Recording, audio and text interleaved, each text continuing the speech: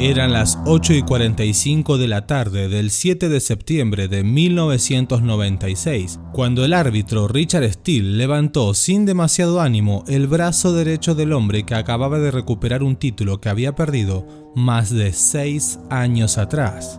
Mientras tanto, en la primera fila del ring, un joven aplaudía enérgicamente. Pero en ese momento Mike Tyson no sabía que esa sería la última noche en que saldría de un ring como campeón mundial. Y tampoco sabía Tupac Shakur que aquella sería la última noche en que vería a su amigo.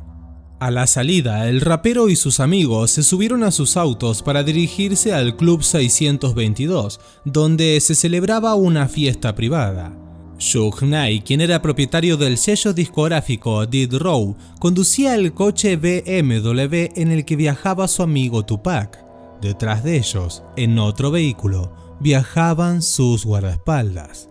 De repente, al llegar a un cruce, el BMW se detuvo ante un semáforo.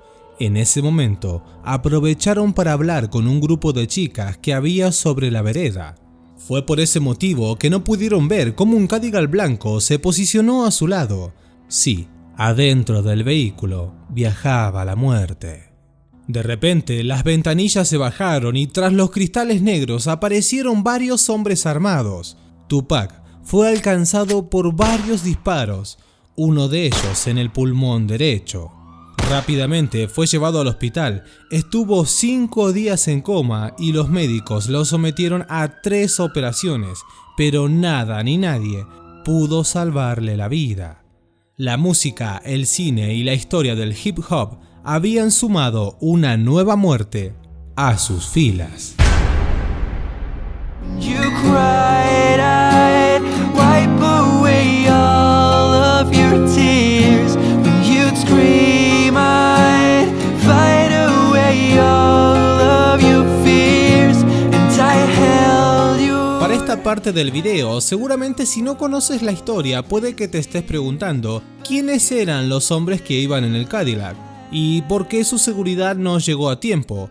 ¿Y qué hay de las teorías que apuntan a que Tupac podría seguir vivo? Bueno, todo eso y mucho más vamos a ver a lo largo de este video, por eso te recomiendo que lo veas hasta el final. Y si te gustan los videos de crímenes, misterios o curiosidades, puedes suscribirte y activar la campana de notificaciones para que no te pierdas ningún video que suba de ahora en adelante. Pero bien, es en estos momentos que, como siempre les digo, los invito a ponerse cómodos mientras viajamos un poco en el tiempo. Vamos a ubicarnos exactamente en 1988, año donde comenzarían a verse las primeras apariciones artísticas de Tupac. Vivió en California desde los 17 años, luego se formó en la Escuela de Artes de Baltimore, donde se interesó por la poesía, cualidad que luego potenciaría sus rimas, generando un estilo musical propio que posteriormente le daría el récord mundial Guinness como el artista de rap hip hop más vendido, vendiendo 165 millones de copias en todo el mundo. Pero ya vamos a llegar a esa parte de la historia. Y como les venía contando, fue un rapero sólido con un flow suave y rítmico. En su voz denotaba una extensa experiencia en las calles, mostrando más edad de la que en verdad tenía. La cultura gángster se alimentó de sus letras, dándole tintes interesantes con sus líricas, barras y ritmos. Además, el rapero tuvo un gran compromiso social, más allá de los delitos en los que luego se lo vio involucrado. Su activismo, la solidaridad y la conciencia de clase no solo eran señaladas en sus canciones y videos, sino que aportó gran parte de su tiempo poniendo el cuerpo por los más necesitados. Pero la verdad es que no todo fue color de rosa, ya que hubo un día que marcó una grieta en la vida de Tupac. Más allá de los actos delictivos vividos y presenciados por el cantante, hubo un momento donde su vida pendió de un hilo. Sí, aquel fue su primer atentado. El 29 de noviembre de 1994, Tupac estaba grabando una participación con Ron G en Nueva York. El problema fue cuando el trabajo de grabación fue interrumpido por las incansables llamadas del representante musical Jimmy Hedgeman, quien presuntamente le había ofrecido $7,000 para que viajara hasta los estudios de grabación Quad en el Times Square aquella misma noche. ¿Pero por qué tanta insistencia? Bueno, el tema en cuestión era que necesitaba la participación de Tupac para sumar su voz a la de Little Shawn. Sin embargo, Shakur no confiaba, pero necesitaba el dinero para compensar sus costos legales debido a un juicio que tenía pendiente, de manera que terminó aceptando el trabajo. Al llegar, vio a Lil Sis de Junior Mafia saludando desde un balcón del estudio. Sis le gritó para avisarle que Notorious Big estaba arriba. Aquello calmó un poco sus nervios. Luego Tupac entró junto al rapero Stretch y otros sujetos hasta el hall principal del edificio. Justo cuando apretó el botón para llamar al ascensor, 3 hombres entraron a la fuerza y llevaron a cabo un robo a mano armada. Luego les gritaron que se tiraran al suelo y le entregaran las joyas que tenían puestas, pero Tupac se resistió, acto que le costaría varios disparos. Los criminales, luego de robarles, se escaparon sin pérdida de tiempo. Shakur, golpeado y malherido, se puso de pie y entró en el ascensor. Mientras perdía sangre sumado al aturdimiento del ataque, llegó al estudio donde estaba Biggie, Puff Daddy, Shawn y quien lo había llamado, sí, Hedgeman. Luego, Tupac diría en una entrevista posterior que aquel grupo que acabamos de mencionar parecían sorprendidos al verlo con vida. Aquello fue lo que lo hizo pensar que ellos estaban detrás del ataque.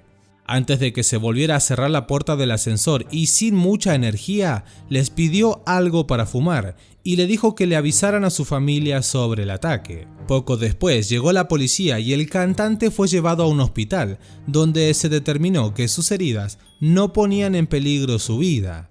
Ante el miedo por otro ataque dentro del hospital, llevó a cabo su recuperación en el departamento de una amiga. Tiempo más tarde, James Richmond, de quien hablamos anteriormente, apodado Jimmy Hedgeman, fue el sospechoso más cercano del tiroteo de Nueva York. En su canción Aegis Only, Shakur lo terminaría culpando. Con el paso de los años, aquella percepción de Tupac se terminaría confirmando cuando en junio de 2011, Dexter Isaac declararía que Jimmy Hedgeman lo habría contratado para robar a Tupac en el Quad Studio. En la noche del 7 de septiembre de 1996, durante las vísperas de Tupac Shakur, sucedió algo que quedó grabado en las cámaras de seguridad. Así como comentaba al inicio, el rapero y Suge Knight se encontraban en Las Vegas disfrutando del fugaz combate de boxeo donde Mike Tyson, gracias a un knockout, se coronó campeón ante Bruce Seldon. Luego del espectáculo se fueron a sacar fotos con Tyson y decidieron seguir con la diversión, pero vieron a alguien que no les caía para nada bien. Si bien Tupac había sobrevivido a diferentes enfrentamientos con otros raperos y con la policía, siempre le quedaba energía para seguir peleando, y más si se trataba de alguien que lo había atacado en el pasado. Pero aquella iba a ser su última pelea. Uno de los hombres que acompañaba al músico le comentó que había visto en el vestíbulo a Orlando Anderson. Este era miembro de la Crips Southside Compton y justamente era quien había intentado arrebatarle del cuello el medallón de Death Row Records en un centro comercial. Por eso, viendo la oportunidad de vengar la falta de respeto, Shakur y quienes los acompañaban se acercaron hasta él y lo golpearon a la vista de todo el mundo en el lobby de un casino de Las Vegas. Las imágenes de las cámaras de vigilancia que están viendo en este momento del hotel muestran la agresión resultante contra Anderson. Al terminar la golpiza, la seguridad del lugar se hizo presente y Shakur volvió a su cuarto del hotel. Los siguientes planes eran dirigirse con Suge Knight al club nocturno Death Row en un BMW 750 IL sedán negro, formando parte de un grupo de autos que también se conducían hacia ese lugar. Alrededor de las 11 de la noche y mientras viajaban por Las Vegas en un bulevar, fueron detenidos por policías que, lejos de querer un autógrafo, lo tenían en la mira por los problemas del pasado. Los policías alegaron que el vehículo en el que se manejaba no llevaba matrículas y el volumen de la música era extremadamente alto. Por eso los demoraron unos minutos hasta que Sush fue hasta el baúl del BMW para mostrarles que las matrículas se encontraban ahí. Aquella demora le costó que el grupo de autos con los que iban en caravana se alejaran un poco. De modo que avanzaron y mientras respetaban la luz roja de un semáforo, un Cadillac último modelo de color blanco se detuvo a la par de ellos y dispararon reiteradas veces contra el vehículo donde se encontraba Shakur, quien recibió los impactos de bala en el brazo, en el muslo y en el pecho. Lo más comprometido del ataque fue que una de las balas ingresó a su pulmón y algunos fragmentos impactaron contra Knight en la cabeza, generándole apenas heridas leves. Frank Alexander, el guardaespaldas de Shakur, quien no se encontraba en el vehículo como lo hacía habitualmente, había recibido la tarea de conducir el vehículo de la novia del rapero, quienes se habían adelantado por la demora policial. Cuando llegó la ambulancia, Tupac fue sedado y puesto en soporte vital para ser llevado de urgencia al Centro Médico Universitario del Sur de Nevada. El equipo médico de emergencias de Entidad Médica decidió someterlo a un coma inducido para evitar reacciones involuntarias que atentaran contra su frágil condición. Luego de pasar varios días internado, según fuentes oficiales, a las 4 de la tarde del viernes 13 de septiembre de 1996, Tupac Shakur murió a causa de una hemorragia interna en la unidad de cuidados intensivos a sus 25 años de edad. Las causas oficiales del acta de defunción fueron insuficiencia respiratoria y paro cardiopulmonar, asociado a múltiples heridas de bala. Pero lo que sucedió después es algo que hasta el día de hoy llamó poderosamente la atención de todos, y es que solo al día siguiente de su muerte, el cuerpo de Shakur fue cremado. La pregunta entonces que surgió en esta historia fue, ¿por qué fue cremado con tanta urgencia? Bueno, en breve se los voy a responder. Pero retomando, mientras no hubo pistas sobre los posibles asesinos del cantante, se barajó una hipótesis bastante creíble, y es que entre todas las enemistades que habían generado su carrera musical, y sobre todo la de la calle misma, se apuntó a que el ataque se debió a una pelea de bandas o con algún ajuste de cuentas relacionado con Death Row. Los primeros en estar en la mira, incluso hasta el día de aquello, fue Notorious Big, también conocido como Biggie. Este, sumado a Anderson, serían los principales sospechosos por la paliza y las heridas de balas a causa del robo. Sí, aquello que antes les comenté como el primer atentado en la vida de Tupac. Pero ante las sospechas, ellos negaron la participación del hecho. El rapero Puff Daddy de la discografía Bad Boy Records fue entrevistado al tiempo y este le quitó peso al beef en contra de Tupac, declarando lo siguiente: incluso con todo este drama, yo jamás le desearía la muerte a alguien.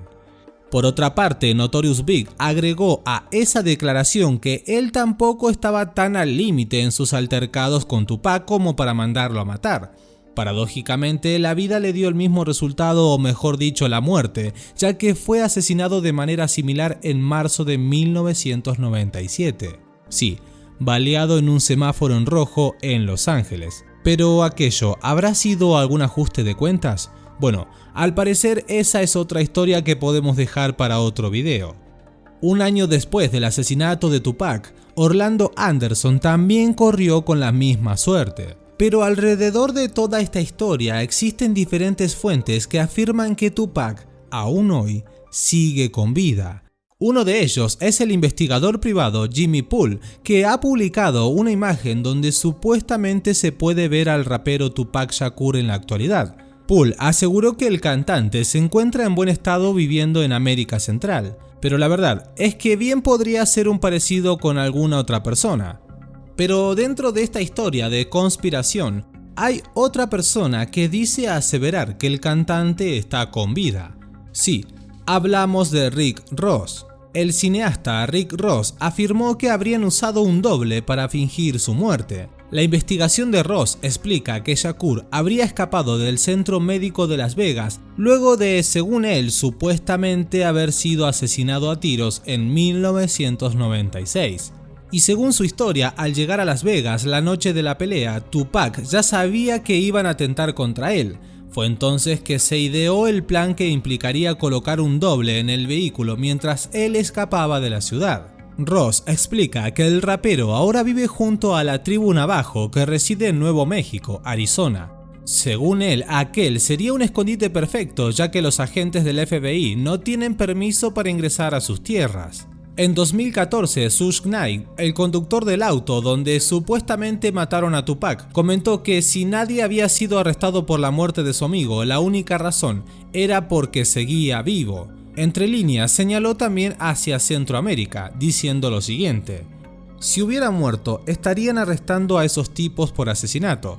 Sabes que él se está fumando un habano en una isla.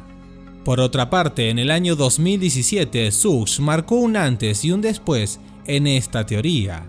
Cuando me fui del hospital, Tupac y yo estábamos riendo y bromeando. No veo cómo alguien podría pasar de estar tan bien a empeorar así. Pero bien, muchos luego de estas declaraciones se preguntaron si ¿será por eso que luego de su muerte salieron tantos discos póstumos? Bueno, la realidad es que son solo teorías, pero al día de hoy, ¿quién tiene la verdad?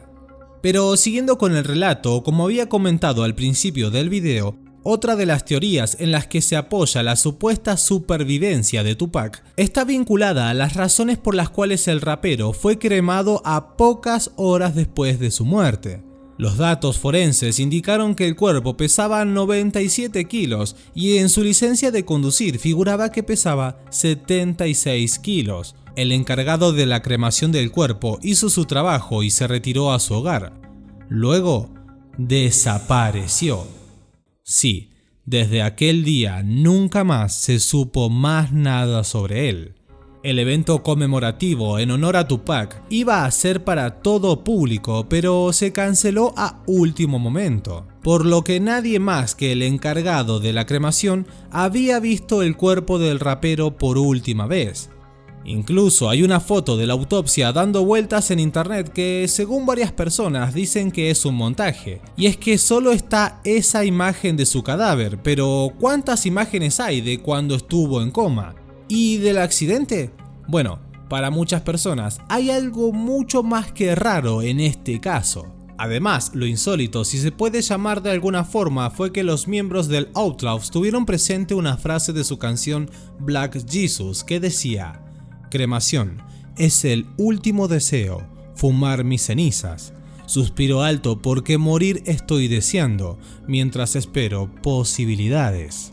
Y sin saber muy bien si había literalidad en la letra de Tupac, optaron por interpretar la solicitud musical y fumaron algunas de las cenizas del cuerpo mezclándolas con otros estupefacientes. Pero bien, lo que sí queda sin responder es ¿quién mató a Tupac? Bueno, como ya había mencionado, mucha gente cercana al ambiente musical terminó señalando a Notorious Big, sobre todo porque el rapero había hecho una canción llamada Who Shot Ya, que traducido significa ¿quién te disparó?, cuando este lo acusó de haber sido el cabecilla de su primer ataque. Otra teoría, una de las que más se habla, es la que apunta en contra de Anderson, quien por venganza de la golpiza que le habían dado horas antes, habría disparado a Tupac desde la puerta trasera del Cadillac. Pero, ¿qué dijo la policía? Nada, porque 2 meses más tarde, Orlando Anderson fue asesinado antes de que pudiera declarar ante las autoridades. O sea, nunca fue acusado. La tercera, y no por eso menos importante, apunta a que Tupac iba a abandonar el sello discográfico Death Row Records debido a que Suge Knight le debía más de $10 millones. Eso a simple vista representaría una gran pérdida económica para Suge, por lo que algunas voces dijeron que el productor mandó a asesinar a su artista estrella. Pero bueno, la verdad es que hay mucha información dando vueltas por internet, pero este informe trató de enfocarse en lo que mayor credibilidad presentó el asesinato, y mientras no aparezcan las pruebas suficientes, no habrá esclarecimiento, y eso potenciará las teorías mientras se espera por la verdad. Y lamentablemente este artista, al igual que muchos otros, abandonaron rápidamente la vida en este mundo. Pero no por eso podremos olvidar su paso por el mundo musical y la huella que fueron dejando alrededor de toda su vida vivida dentro de este gran género musical. Sí, hablamos del rap. If you ever wanna die, fall in love and you'll get killed. Hell from the other side. I must have called 1,000 times to tell you why. Pero bien, hasta acá el video de hoy. Pero antes de que te vayas, te recomiendo estos dos videos donde verás casos también muy interesantes. Y si no te querés perder ningún video de este estilo, te recomiendo que te suscribas y actives la campana de notificaciones. Bien, yo soy Gabriel Navarrete, esto fue Grandes Misterios, nos vemos en un próximo video. ¡Chao!